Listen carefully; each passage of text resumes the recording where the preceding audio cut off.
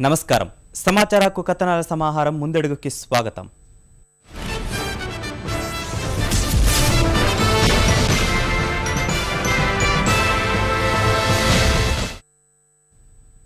ఆ ఇద్దరు యువకులు అటవీ శాఖ ఉద్యోగాల ప్రవేశ పరీక్షలు రాశారు.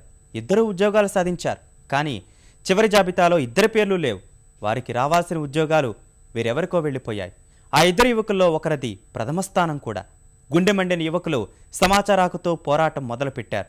ఒక్కో సమాచారాన్ని తీసి అటవీ శాఖ అధికారుల అవినీతిని, లంచగొండితనాన్ని బయటపెట్టారు. 2 ఏళ్లుగా వారికి జరిగిన అన్యాయానికి పరిహారంగా ఉద్యోగాలు ఇవ్వాల్సిందే అని కమిషన్ తీర్పునిచ్చింది. అయినా ఆ అధికారులు చట్టాన్ని తొంగలో తొక్కేశారు. రాష్ట్ర వ్యాప్తంగా యువత జీవితాలతో ఆడుకుంటున్న అధికారుల అవినీతికి ఈ కథనం ఒక ఉదాహరణ.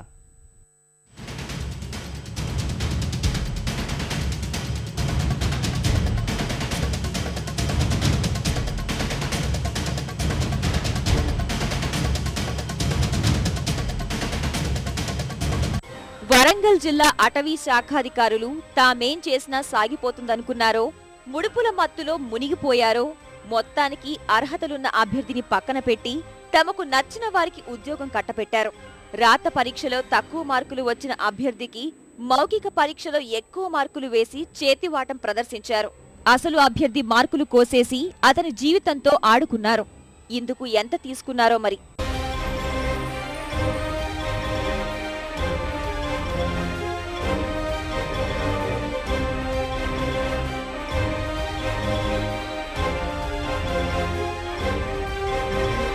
సమాచార హక్కుతో బయటపడిన అటవీ అధికారుల అవినీతి కథలోకి వెళితే, వరంగల్ జిల్లా అటవీ శాఖలో ఉద్యోగాల కోసం 2010 అక్టోబర్ ప్రకటన వచ్చింది. వరంగల్ జిల్లా జాఫర్గఢ్ మండలం షాపూర్ గ్రామానికి చెందిన శ్రీనివాస్ ఫారెస్ట్ సెక్షన్ ఆఫీసర్ ఉద్యోగం కోసం దరఖాస్తు చేశాడు.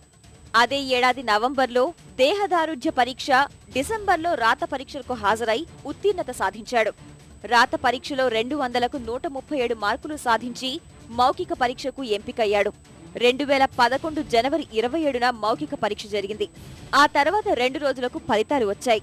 కానీ ఆశ్చర్యంగా ప్రథముడిగా ఉండాల్సిన శ్రీనివాస్ పేరే జాబితాలో లేదు.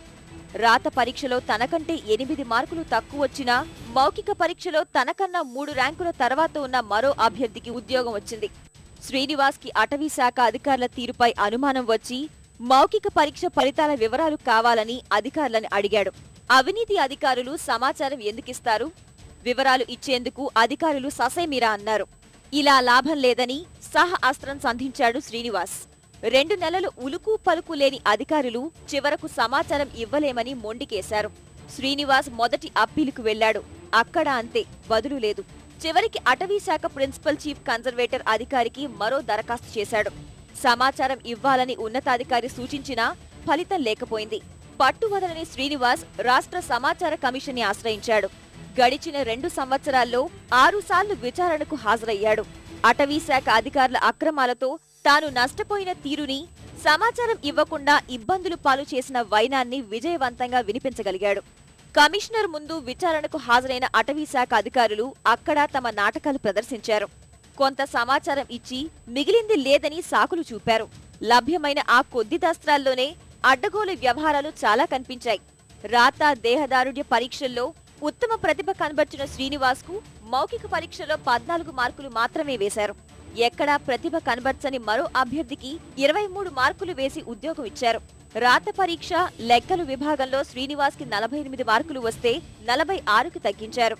ఇలా రకరకాల అక్రమాలతో తమకు నచ్చిన వారికి ఉద్యోగం కట్టబెట్టేందుకు శ్రీనివాస్ ఉద్యోగం రాకుండా చేసిన తీరు స్పష్టంగా బయటపడింది.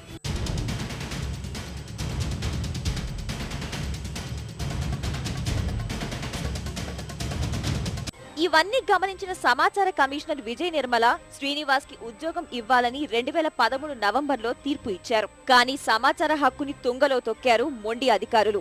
గత ఏడాది నవంబర్లో ఆదేశాలిస్తే ఇప్పటి వరకు పట్టించుకున్న దాఖలాలు లేవు.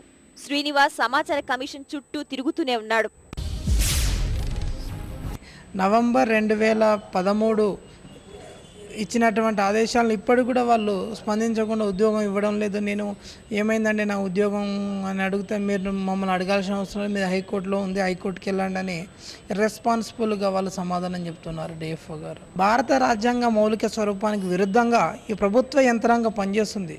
సమాచార హక్కు చట్టం యొక్క ఉద్దేశం జవాబుదారీతనాన్ని పెంచాలి, ప్రభుత్వ యంత్రాంగాల్లో అకౌంటబిలిటీని పెంచి పారదర్శకతను తీసుకురావాలని ప్రభుత్వాలు చట్టాలు చేస్తున్నాయి. ఆ చట్టాలను అమలు చేయాల్సిన బాధ్యత ఈ ప్రభుత్వ అధికార యంత్రాంగానికి ఉంది. దాన్ని వాళ్ళు అమలు చేయడం లేదు. కాబట్టి ఒక సామాన్య పౌరునిగా నేను అడుగుతున్నాను, మీరు ప్రభుత్వ యంత్రాంగంలో భాగమా కాదా? భాగమైతే మీరు ఎందుకు స్పందించడం లేదు?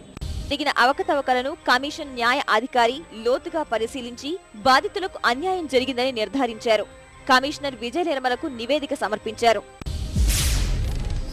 సమాచారం ఇవ్వకపోవడం వల్ల, ఆ ఆన్సర్ షీట్స్ సకాలంలో వీరికి ఇవ్వకపోవడం వల్ల వీరు ఉద్యోగాలు కోల్పోయారని మనకి స్పష్టమవుతుంది. సో దానికి 10,000 20,000 నష్టపరిహారం ఇవ్వడం వల్ల జరిగేదేం లేదు. వారికి ఉద్యోగం ఇవ్వడమే సరైన నష్టపరిహారం అవుతుంది. సో సమాచార కమిషన్ మొట్టమొదటిసారిగా గత 8 సంవత్సరాల మొట్టమొదటిసారిగా ఆంధ్రప్రదేశ్ సమాచార కమిషన్ అలాంటి నిర్ణయం తీసుకోవడం జరిగింది. జరిగిన నష్టాన్ని పూర్తిగా పూరించండి, వారికి ఉద్యోగాలు ఇవ్వండి అని చెప్పి ఆదేశాలు ఇవ్వడం జరిగింది. ఇది ఒక విప్లవాత్మకమైన నిర్ణయం అని చెప్పుకోవచ్చు. ఇంత జరిగిన ఈ వ్యవహారంలో ఇప్పటికీ సదరు అటవీ శాఖ అధికారులు స్పందించడం లేదు.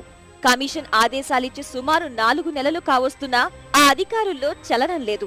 బాధితులిద్దరూ కమిషన్ చుట్టూ తిరుగుతూనే ఉన్నారు. సమాచారాన్ని కూలంకషంగా పరిశీలించిన కమిషనర్ బాధితులిద్దరికీ ఉద్యోగాలు ఇవ్వాల్సిందేనని మరోసారి తాజాగా ఉత్తర్వులు ఇచ్చారు.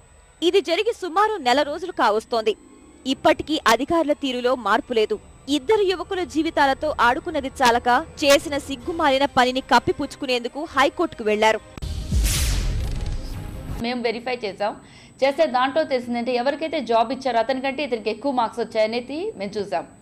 అయితే కాంపెన్సేషన్ ప్రకారం అతనికి జాబ్ మార్క్స్ తప్పు చేయడం వలన, ఫారెస్ట్ డిపార్ట్మెంట్ తప్పు వలన ఇతనికి జాబ్ పోయింది కనుక అతనిని కాంపెన్సేషన్ కింద అతనికి మళ్ళీ జాబ్ ఇవ్వాలి మేము డైరెక్షన్ ఆర్డర్ ఇచ్చామండి. కానీ దానికి మాత్రం ఈ ఫారెస్ట్ డిపార్ట్మెంట్ ఎటువంటి రెస్పాన్స్ చూపించకుండా ఇప్పటి వరకు ఏమీ చేయలేదండి. ఆల్మోస్ట్ 3 months అవుతుంది మేము ఇచ్చిన ఆర్డర్ కూడా ఇచ్చిన తర్వాత. It was a directional order, job ఇవ్వడానికి కాంపెన్సేషన్గా ఇవ్వడం మీ బాధ్యత అన్నట్లు ఇచ్చామన్నమాట. వాళ్ళు మాత్రం ఇప్పటివరకు రెస్పాండ్ కాలా. రాష్ట్రంలో సమాచార హక్కుకి అధికారులు స్పందిస్తున్న తీరిది.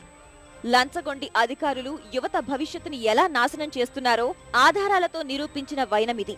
అటవీ శాఖ అధికారుల ఆటవిక న్యాయానికి ప్రతిభావంతులైన ఈ ఇద్దరి యువకుల భవిష్యత్తు అంధకారంలో పడింది. ఇలాంటి యువత ఎందరో. సమాచార కమిషన్నే ఉల్లంఘించిన ఆ లంచగొండి అధికారులను ప్రభుత్వమే శిక్షించాలి. బాధితులకు న్యాయం జరగాలి. లేకుంటే చట్టం తెచ్చిన ప్రభుత్వానికే సిగ్గుచేటు.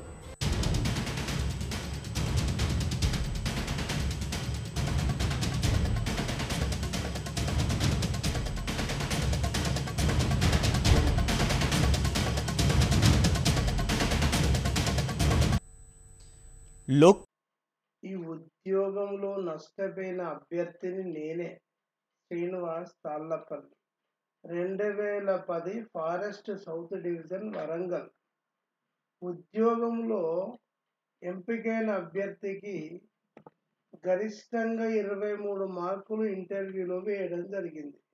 కానీ ఇంటర్వ్యూ యొక్క గరిష్ట మార్కులు 20 మార్కులు, అంటే 20కి 23 మార్కులు వేసి ఫారెస్ట్ అధికారులు వాళ్ళ యొక్క వినయాన్ని, విజ్ఞతను ప్రదర్శించారు. ఈ విధంగా ఆ రోజుల్లో రకరకాలుగా జరిగేది. కాబట్టి ఇప్పుడు ఇంటర్వ్యూ లేకపోవడం అనేది నిరుద్యోగ అభ్యర్థులకు ఒక గొప్ప వరమని తెలియజేస్తున్నాను.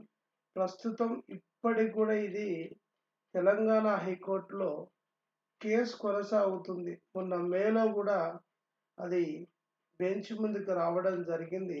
అంటే ఒక అభ్యర్థి ఎన్ని సంవత్సరాలు ఈ విధంగా వెయిట్ చేయాలి? అంటే గతంలో ప్రభుత్వ అధికారులు చేసినటువంటి తప్పిదాలకు ఎవరు బలవుతున్నారు? నిరుద్యోగ పేద మధ్యతరగతి కుటుంబాలకు చెందిన బీద విద్యార్థులు అనేది తెలియజేస్తున్నాను. ఇది కేవలం మీకు ఒక ఇన్ఫర్మేషన్ కోసం, ఒక సమాచారం కోసమే. దీన్ని వేరే రకంగా వినియోగించుకోవాల్సిన అవసరం లేదు. Thank you very much, dear friends.